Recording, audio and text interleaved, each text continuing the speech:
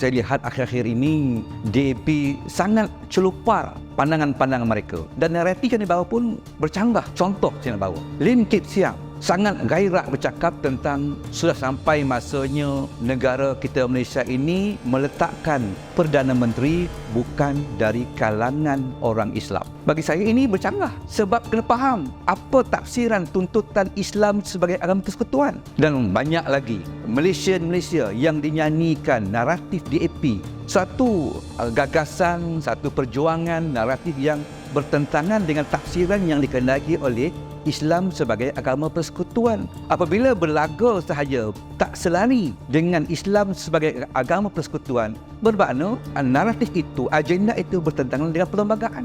Dan baru-baru ini pemimpin DAP tanpa segan silu bercakap tentang perlunya pakar-pakar undang-undang non-Muslim untuk dibawa ke meja memberikan pandangan mereka untuk merangka undang-undang syariah. Mereka tak faham sebenarnya. Dari percakap itu saya yakin bahawa pemimpin DAP tidak faham tafsiran jelmaan bahawa apa yang dikehendaki oleh rakyat kita, oleh pemimpin politik, pemimpin politik tentang kehendak tafsiran Islam sebagai agama persekutuan. Sebelum ini bercakap tentang Susan Jawi, mereka menentangnya Susan Jawi.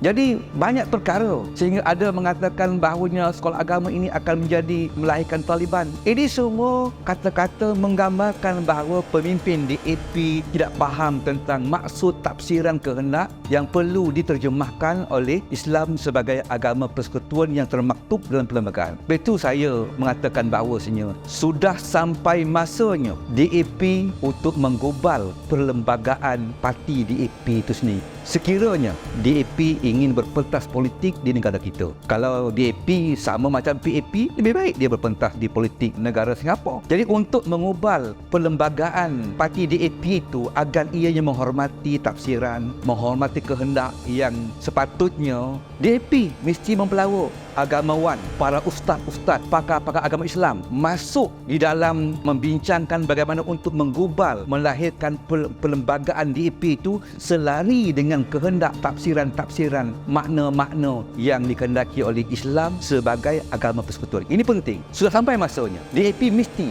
mahu tak mahu, kalau DAP ingin berpentas politik di negara kita Malaysia ini, dia mesti membawa agamawan, pakar-pakar agama Islam untuk masuk, menyusun, meletakkan, menggariskan perlembagaan DAP itu supaya DAP dia akan berwajah yang selari dengan kehendak perlembagaan itu sendiri. Kalau DAP tidak mahu untuk membawa agamawan, pakar-pakar Islam yang faham tentang Islam ini duduk semeja merangka perlembagaan parti mereka, bagi saya DAP merupakan parti yang degil, parti yang tidak mahu menghormati perlembagaan. Dan bagi saya parti ini perlu ditolak oleh semua rakyat Malaysia. Tak kiralah bangsa Melayu, bangsa Cina, bangsa India, apa bangsa pun mesti menolak parti DAP sebab dia parti yang tidak boleh selari untuk berpolitik, berpentas politik di negara kita kerana tidak meraihkan tafsiran-tafsiran perlembagaan kita, terutamanya Islam sebagai agama persekutuan. Kalau berdegil juga, tidak mahu juga dia membawa agamawan, pakar-pakar Islam